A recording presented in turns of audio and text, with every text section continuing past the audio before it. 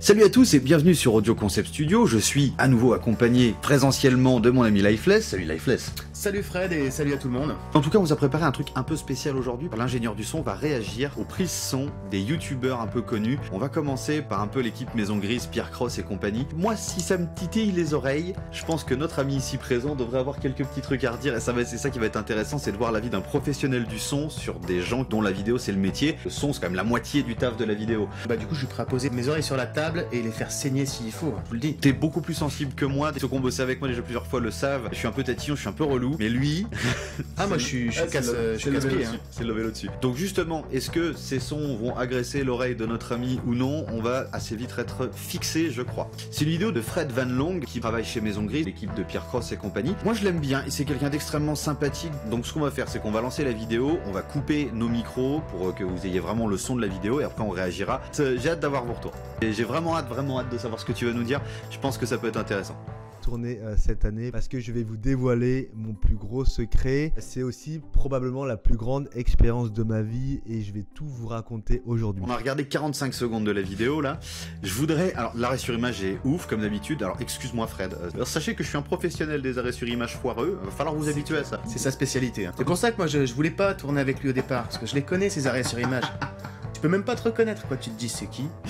Même avant qu'il commence à parler, j'ai vu qu'il y avait un souci. Alors qu'est-ce que t'as pensé du coup de la prise son de notre ami Fred? Prise son, pour moi, au bout de 10 secondes, même pas, je crois que on est perturbé par des bruits parasites en fait. Hein. Comme tu le disais, avant que ça commence, en fait, on remarque que déjà la position de son micro, j'ai l'impression qu'elle est pas bien en face de sa bouche. C'est-à-dire qu'il l'a baissé pour apparaître à l'image, et ça c'est classique chez les vidéastes. Hein. C'est très flagrant parce que du coup, on a effectivement le micro qui est beaucoup plus bas que la bouche de Fred. Et donc du coup, son anti-pop, finalement, qui est ici. Donc le filtre anti-pop, en fin de compte. Hein. Ouais, c'est un outil qui normalement permet justement de réduire les fréquences plosives, donc tout ce qui est les peu et les be, voilà, en fait, en général. Toutes les percussives, ça ressemble parfois à ça, à peu près, voilà, ça s'attache sur un pied de micro, et cette espèce de petit filtre qui est à peu près de la même matière que les collants, je sais pas si ça vous parle. Quand je fais des peu, et bah ça évite le son dégueulasse. Regardez, si j'enlève toutes les protections, là, je pense que vous avez compris le principe. Le souci, c'est que là, son filtre anti-pop, comme il est mis, il sert à rien. Il n'est pas placé précisément entre sa bouche et le micro. Il est au-dessus de son micro, donc forcément, toutes les percussives, voilà, elles passent au-dessus. C'est une grille qui est ouverte. Donc du coup, là, le son de sa voix part directement par au-dessus dans le micro, et donc son filtre, en effet, n'a aucune utilité, ce qui est vraiment dommage. Parce qu'en plus, on entend clairement des bruits de pop, en fait, toutes les 5 secondes. Hein, c'est ça. C'est très perturbant. C'est pas pour clasher, d'accord? On va se mettre d'accord tout de suite. Le but, c'est pas de clasher, c'est une critique. On dit juste que peut-être il savait pas, et que potentiellement, il ne peut que s'améliorer. D'ailleurs, éventuellement, on est là pour ça. Petite astuce toute simple, et là en plus, on voit qu'il dispose d'un pied articulé. Donc quand on a ce genre de pied articulé qui est souvent utilisé en radio, ça peut être une idée d'essayer de mettre le micro dans l'autre sens, c'est-à-dire au-dessus de la bouche, en fait. Parfois, on a moins de plosive, moins de son, comme on a sur cette vidéo, en fait, gênant. Et après, bien sûr, petit tips très simple, juste orienter le micro un peu. Tu l'aurais penché vers toi, Fred? Après, c'est peut-être pas possible avec non, le avec pied le pied, j'ai l'impression que c'est pas évident. Mais je me demande si là, il a pas la possibilité, à cet endroit-là, de régler un peu l'angle. Est-ce que dans sa configuration, dans son setup, est-ce que c'est possible? C'est pas certain. Mais la solution, ce serait ça, effectivement, de pencher très légèrement en arrière. L'avantage, c'est que du coup, tu aurais à peu près le même cadre, tu aurais à peu près le même plan. Et en plus de ça, tu couperais beaucoup plus tes percussives et t'entendrais vachement mieux. Voilà. Autre chose, c'est que là, en plus, c'est un petit modèle de filtre anti-pop. Donc on voit que ça tient par un élastique directement sur la grille du micro. Justement, si ça bouge, faire un petit bruit de frottement qui va pas forcément s'entendre seul, mais qui va rajouter en fait une texture au son et lui donner un côté un peu moins propre, quoi. Ça, c'était pour la première vidéo. On va passer tout de suite à la deuxième vidéo. Justement, on va aller sur une vidéo de Pierre Cross. Et ils utilisent des espèces de petits dictaphones, modèles que j'ai pas forcément réussi à retrouver. Tu vas voir, ils l'ont tous. Moi, je comprends pas pourquoi ils ont ça, ni pourquoi ils le collent contre leur gorge directement. C'est vrai que c'est l'utilisation de ces trucs-là, je la comprends et je la comprends pas. Je comprends le côté extrêmement pratique. Tu t'accroches à un machin là, t'es pas relié à un enregistreur supplémentaire, la synchro son, tu l'as fait en post-prod, mais le son... Bon, je t'en dis pas plus, tu vas voir. On va passer sur une vidéo avec Benjamin Verrecchia. On va regarder un petit moment. Je t'invite simplement à regarder l'endroit où ils sont placés et comment ils sont placés. Et pour l'instant, on va pas en dire plus. On va regarder ça. Hop, plein écran, c'est parti. On coupe le micro. Bien Cross, beaucoup d'enthousiasme dans cette vidéo. Ça va? Jusque-là, ça va super. Jusqu'à présent, tout va bien. Attention, la dernière fois qu'on a fait une nuit un petit peu différente, où l'un était très bien traité, l'autre non, c'était dans un camping-car. On en a écouté encore une fois environ 45 secondes. Je pense que c'est amplement suffisant pour se rendre compte. On vous a laissé un extrait bien entendu beaucoup plus court pour des raisons de droit. J'ai pas demandé à Pierre Cross, salut au passage, l'autorisation d'utiliser ces images. On va pas clasher, c'est pas le but. On veut juste expliquer ce qui nous dérange et ce qui pourrait être amélioré de notre point de vue de technicien et ingénieur du son. Et je pense qu'en vrai, là, c'est évident. Le problème d'un point de vue sonore, il est évident. Qu'est-ce qui t'a dérangé le plus? Alors moi, dès les premières secondes, je trouve que vraiment le son est très particulier. Pierre Cross, je pense pas qu'il a cette voix-là sur les autres vidéos. Ces enregistreurs-là, on a ce côté très guttural, c'est très medium low, qui est vraiment désagréable à l'oreille, en tout cas quand on utilise une paire d'enceintes ou qu'on a l'oreille un peu entraînée. C'est pas ouf, si vous voulez, à l'oreille. Et je pense qu'en plus, avec les moyens qu'ils ont, on pourrait avoir un vrai enregistreur DHF avec des déplacements plus intéressants. Encore une fois, ils ont peut-être pas envie d'investir là-dedans. Ouais. Ça fait très longtemps que beaucoup de youtubeurs utilisent ça et en mode c'est le meilleur microphone qui soit. Je suis absolument pas d'accord avec ça. C'est-à-dire, naturellement, quand on veut prendre une voix, on va avoir d'une part tout ce qui est la partie, ce qu'on appelle la voix de tête, donc les tout ce qui vient de la gorge, tout ce qui vient des poumons en fait. Et c'est pour ça que quand on met un micro devant un chanteur, quelqu'un qui parle, etc., ben on le met à une certaine distance en général pour capter un mélange de tout ça, en fait, de tout ce qui se passe entre la poitrine et les cheveux, quoi. Clairement, on voit que l'appareil, en plus, il a l'air tourné à l'intérieur du t-shirt. Contre la peau, contre la gorge, voilà, avec toutes les vibrations de la cage thoracique. On comprend pourquoi le son, il est de cette manière très déformé. Et le montage, il doit y avoir un travail. En effet, on se dit, je sais même pas si c'est rattrapable, en fait. Vous avez peut-être vu qu'on causait pendant qu'on regardait, mais on se demandait, voilà, si, avec une égalisation, avec un travail, un post-traitement, il y avait moyen de rattraper ça. Je pense qu'il y a moyen d'améliorer. J'ai déjà rattrapé des pistes comme ça, mais il y a du boulot, quoi. Il y a du taf. Enfin, là t'as intérêt à passer des couches d'égalisation et d'égalisation pour essayer de rattraper ça, puis t'as intérêt à tout regonfler derrière parce que t'auras plus rien, quoi. Non, parce que là, on n'est pas du tout sur un son naturel, et ça, c'est vraiment dommage du coup. On part d'un son qui est très déformé, anti-naturel, donc après, ouais, beaucoup de boulot. Ouais, clairement beaucoup de taf. Mais encore une fois, on critique le son, le côté technique, certainement pas le fond des vidéos, hein, jamais. Parce qu'en plus de ça, c'est des gens que j'apprécie regarder. Si parmi vous, il y en a qui utilisent ce genre de système, et qui ont des retours à nous faire par rapport à la façon dont ils traitent ou pas leur son et le rendu qu'ils ont, c'est ça. N'hésitez pas à nous dire. Puis simplement, pourquoi ce choix-là, qu'est-ce qui vous a motivé à acheter ça? Est-ce que c'est parce que vous avez vu d'autres le faire et du coup vous vous êtes dit ça peut être le bon bail? Ça m'intéresserait vraiment de savoir parce que honnêtement, j'utiliserai jamais un truc comme ça. Je serais très curieux d'entendre justement si on le met dans l'autre sens, si on le met à l'extérieur, très apparent. Oui, mais du coup, est-ce que le son serait pas plus intéressant? Et ça, oui, là, du coup, ça va être moche.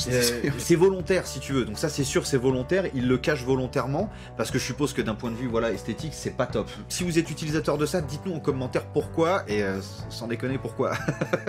Si tu veux, je comprends le côté pratique, mais quand t'entends le rendu, tu. Après, il y a peut-être des gens aussi qui se focalisent plus sur l'image, alors que c'est vrai que tout ce qui est vidéo, c'est pas juste une image avec un peu de son, quoi. Le son a quasi autant d'importance que l'image. Je vais me mettre beaucoup plus catégorique que toi. Pour moi, le son est plus important que l'image. Une vidéo qui a une qualité qui est moyenne, du moment que le son est correct, vous pouvez la mater jusqu'au bout. Vous voyez, vous écoutez une vidéo que ce son-là, tout le long? Je pense que non. Sincèrement, je pense que non. Ça serait assez vite insupportable pour vous. On n'est pas en train de dire que c'est ce qu'ils font. Je dis juste que, pour n'importe qui, avoir un son dégueu dans les oreilles pendant que tu regardes quelque chose, ça te donne pas envie de finir ce que tu es en train de regarder. D'ailleurs, si le concept vous plaît, n'hésitez pas à nous le dire en commentaire, on le refera pour d'autres youtubeurs. N'hésitez pas à nous proposer des youtubeurs dont vous voulez qu'on analyse le son. Moi, c'est quelque chose que j'ai vraiment envie de refaire. C'est un concept que j'ai en tête depuis qu'on a commencé à relancer tout ça. Ça fait longtemps que je t'en parle. Analyse, le mot est un peu fort, mais oui, analyse, disons, une critique subjective. L'analyse est possible, on peut le faire aussi, mais ça prendra plus de temps. Bah là, oui, du coup, il faut sortir les spectromètres et compagnie, bon, une autre fois. Les pistolets laser, les parapluies. Là, il faut du matos, quoi. On va appeler les Ghostbusters et tout. Et encore une fois, on veut pas les clasher. Je vois pas l'intérêt. On veut pas créer de drama. On veut juste causer technique son. Ils font des choses qui pour moi sont des erreurs, donc j'ai envie d'en parler. Pas venu là pour la bagarre. Hexagone, Lucas Studio, je t'attends quand tu veux. Cette voix a été réalisée sans effet spéciaux. Et c'est vrai. Donc on reste dans la famille Maison Grise, on va aller chez Lucas Studio cette fois.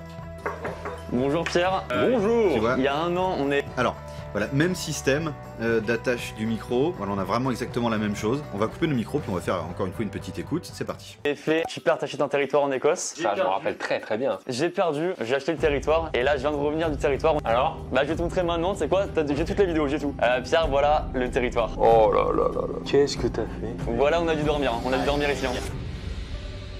Alors là, je pense que ça a été encore plus court. On a écouté 20 secondes.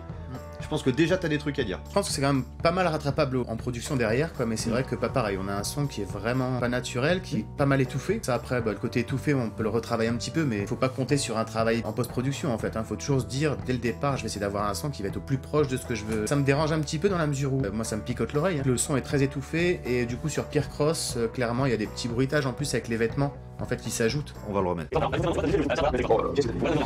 Donc là, c'est clairement clair, le son, il a toujours ce problème d'étouffement. On va pas s'éterniser là-dessus parce que, encore une fois, c'est le même problème dû au même micro et au même placement. Après, je dirais une petite chose. Du coup, je pense que sur la voix de Lucas, ça a l'air de passer un petit peu mieux, en fait. Oui, mais regarde, Il va y avoir des voix sur lesquelles... Non, il y a une différence. Une épaisseur supplémentaire. C'est pas collé à sa peau. Ok. Bah, il y a le t-shirt en dessous. On le voit un peu mieux après. Il y a 2 couches, ouais. Voilà. Et là, tu vois encore une fois. Ça fait aussi la diff. Quand peut-être ils ça ont un qui fait, pull ouais. ou quoi, j'ai l'impression que le son est meilleur. C'est-à-dire que là, c'est pincé sur le pull, en C'est fait, ça. et il y a le t-shirt en dessous qui laisse encore un peu d'épaisseur avant, Exactement. avant la c'est peau. ça. Ouais. Et avant d'être contre les cordes vocales, en fait, aussi. C'est ça, hein, dire quand t'as moins de résonance, déjà, ça évite pas mal de choses. Mais bon, c'est vrai qu'un t-shirt, question résonance, c'est pas du BA13, quoi. Pas encore. Si ton t-shirt il est en BA13, bonne journée. J'ai un pote qui est dans le bâtiment qui a ça. Et à l'inverse, du coup, quelqu'un qui maîtrise son son comme un gros chacal. Le petit débutant, là. Ouais, le gars qui a commencé avant-hier, vous le connaissez sûrement pas, hein, il s'appelle Joueur du Grenier, c'est un petit pas. nouveau. Lui, c'est quelqu'un qui maîtrise. Ils ont un ingé son avec eux depuis le départ, le son il est au moins correct. Tu reprends les vidéos du tout début, forcément c'est moyen, mais les capacités d'enregistrement de l'époque étaient vraiment pas les mêmes. On va se mettre quelques secondes, On se met 4 secondes, 5. je pense que ce sera amplement suffisant pour se faire une idée. On coupe nos micros, c'est parti. Ben alors, ma jolie, c'est pas très prudent de se promener toute seule avec ces données comme ça. Oh mon dieu, une vidéo sponsorisée. À l'aide, Captain NordVPN.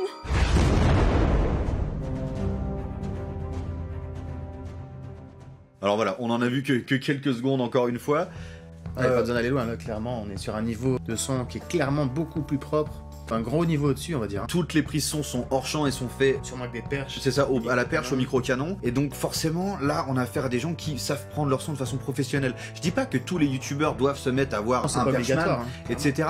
Je dis juste que moi, on me propose ça en termes de production, et je parle pas d'une vidéo là qui s'apparente quasiment à une petite fiction. Bien sûr. On a vraiment un niveau de production qui est pas le même qu'une vidéo YouTube plus classique. Mais je pense qu'en termes de prise son, même si tu fais pas un post-traitement systématiquement, ce que je ne comprends pas, mais même si tu fais pas un post-traitement systématiquement, tu t'enregistres au moins avec une qualité aussi optimale que possible, tu vois. Ouais, et puis sans aller aller jusqu'à avoir un micro-perche, etc. Puis un gars du coup qui a les bras en l'air pendant une demi-heure entière, quoi. Je pense qu'il y a différents paliers intermédiaires justement entre choisir un micro qui va être adapté à sa voix, ou au contexte, à la situation, quoi. C'est ça. Et c'est pour ça que, vous voyez, quand je suis en intérieur, j'utilise ce genre de micro, hein, que vous voyez depuis le début, qu'on a chacun le même, hein. Mais j'ai aussi des micro-cravates, j'ai aussi un enregistreur, j'ai aussi le micro-canon directement sur la caméra. Le gars se la raconte, là. Non, justement, tu parlais de contexte. Non mais voilà, ouais, c'est bien d'avoir un équipement un peu varié pour les différents contextes, surtout ceux qui tournent en intérieur, en extérieur. Exactement, je veux dire, là, je suppose que comme c'est mis, en plus, les capteurs doivent être protégés par le t-shirt, donc ils sont pas embêtés par le problème du vent.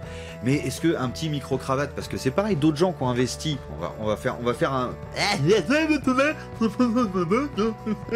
compris? Ouais, parfait. Alors, petite parenthèse, hein, on va pas vous demander justement, comme je disais, d'investir dans le plus gros matos le plus cher. Et quand on dit investissement, parfois ça peut être très raisonnable. Hein. Parfois, juste mettre 30-40 € dans un petit accessoire, etc. Ou même 10 € parfois, une bonnette quand on veut tourner dehors en plein vent. C'est bête, hein, mais c'est des petits investissements à la portée de quasiment tout le monde. C'est ça. Je vais pas vous raconter de conneries, je me suis acheté 2 micro-cravates pas chères parce qu'il m'en fallait en urgence et que j'avais pas les moyens de mettre 2 fois 50 balles, il m'en fallait 2. Donc j'ai mis 2 fois environ 15 € et le rendu avec un post-traitement il est très bon. Forcément, si vous mettez 50 balles dans un micro-Rode, un petit micro-cravate sympa, vous aurez forcément un rendu qui sera meilleur de base avec un post-traitement qui sera encore meilleur. Un simple petit micro-cravate, voilà, c'est une quinzaine d'euros pour si vous prenez des trucs pas chers, ça vaut le coup d'y réfléchir, quoi. Quelqu'un d'autre par contre qui a investi dans un peu de matériel de son. On est donc sur la chaîne là de Tev ici Japon, que vous connaissez probablement, qui parle du Japon et de plein de choses qui s'y rattachent. On voit immédiatement qu'en plus il y a un choix esthétique volontaire dans le choix du micro-cravate. Le micro-cravate est blanc, ça je le sais de source sûre parce que je regarde leurs vidéos encore une fois. Ils en ont acheté des noirs et des blancs justement pour permettre que ça se voit moins. Vous voyez à quel point parfois on peut faire attention aux détails. Voilà. Et c'est vrai que c'est très discret. C'est très discret, on le voit presque pas. Nous partons ensemble pour une nouvelle exploration, une exploration un peu spéciale. Je vais vous raconter l'histoire d'une île qui est l'une de mes destinations favorites au Japon et qui pourtant est très peu connue. Ok, je pense que voilà, t'as pu te faire une idée tout de suite. Alors là, on a un intermédiaire, je trouve. On a justement, c'est l'entre-deux, entre JDG qui va avoir un son vraiment extraordinaire et Pierre Cross et Maison Grise qui ont un son qui est de façon générale plutôt moyen. Je peux pas dire mauvais, il est pas mauvais, mais il est moyen. Ou moyen bon, pour ne vexer personne. Hein. Voilà. Là, on a un entre-deux, c'est-à-dire que la prise son de base est très correcte. Je pense que c'est la prise son de base qui est utilisée. Je sais pas s'il y a du post-traitement à l'oreille, je pense que non. Je dirais que le post-traitement, s'il y en a un, il est très léger. Oui, peut-être pas assez. Voilà, ça manquerait en effet de post-traitement. La base, hein, une bonne égalisation, ça peut vous changer la vie, quoi. Vraiment, c'est toi qui me l'as appris Parce que là d'ailleurs. aussi, encore une fois, c'est quelqu'un qui a une voix assez grave. Le son va aussi sortir de la cage thoracique et de la gorge. Et en ayant donc un micro-cravate près de la gorge, il faut réfléchir à tout ça. Et faut pas hésiter à tester aussi des placements un peu plus bas, un peu plus haut. L'intérêt d'un micro-cravate, je pense, c'est vraiment le post-traitement derrière, quoi. Tout à fait. C'est pas magique en fait. Exactement. Il l'a dit, hein, le placement c'est capital. On vous en a parlé dans la vidéo prise son. Si vous placez pas bien votre micro, votre prise son sera forcément moins bonne que si vous l'aviez placé avec un peu d'essai préalable. Toujours prendre 30 secondes en se disant tiens, je vais essayer de faire un essai de placement à droite, à gauche. Bah écoute, je pense qu'on a fait à peu près le tour de la question. Alors évidemment, si vous avez des youtubeurs que vous souhaitez qu'on critique le son avec bienveillance, dites-nous, envoyez-nous les liens. Ouais, envoyez-nous les noms. Dites voilà, tel youtubeur, moi je trouve que son son il est vraiment excellent ou je trouve qu'il est pas terrible. Dites-le nous. On aura grand plaisir à aller jeter un coup d'oreille. C'est un concept que si vraiment vous voulez qu'on fasse revenir, on le refera. Parce que j'adore le faire, tout simplement, et je trouve ça super cool. Puis c'est vraiment intéressant. C'est ça, puis c'est du React, vous allez dire, mais c'est du React technique. Je trouve ça intéressant à faire, d'une part, et je trouve ça intéressant à montrer et à faire écouter, bien entendu, d'autre part. Non, parce qu'on se rend pas toujours compte, en fait, que voilà, sur des gens qui ont quand même beaucoup l'habitude de faire des vidéos, qui font ça depuis des années. Ils ont pas pris forcément le soin, enfin un soin particulier à cet aspect-là de la vidéo, qui est voilà, le son. En termes de rendu final, il y a vraiment des gros écarts, en fait. Mais bien sûr, mais incroyable. On l'a vu avec l'équipe Maison Grise, qui fait ça un peu avec les moyens du bord. Je suis surpris qu'ils aient pas été orientés vers du matériel peut-être un tout petit peu plus onéreux ou un tout petit peu plus qualitatif. Je suppose que c'est un côté très pratique et d'un point de vue économique qui est très intéressant. La solution des youtubeurs Maison Grise, c'est celle-là, c'est ce petit micro que vous voyez ici à l'écran actuellement. La solution JDG, c'est ça, hein, c'est la perche. Et la solution KVC Japon, c'est le micro-cravate, voilà, un peu comme ça. Vous avez entendu du coup la différence entre ces trois types de prises de son et je pense que maintenant vous pouvez vous faire une idée aussi de ce que vous voulez comme matériel. Merci d'avoir regardé cette vidéo jusqu'au bout, c'était cool. Pensez à vous abonner si le concept vous a plu, à nous dire si le concept vous a plu en commentaire, le petit like qui fait toujours plaisir. On se retrouve très bientôt pour une nouvelle vidéo de toute façon. Bah ouais, et puis d'ici là, prenez soin de votre son et prenez soin de vous. Ciao. Ciao, ciao.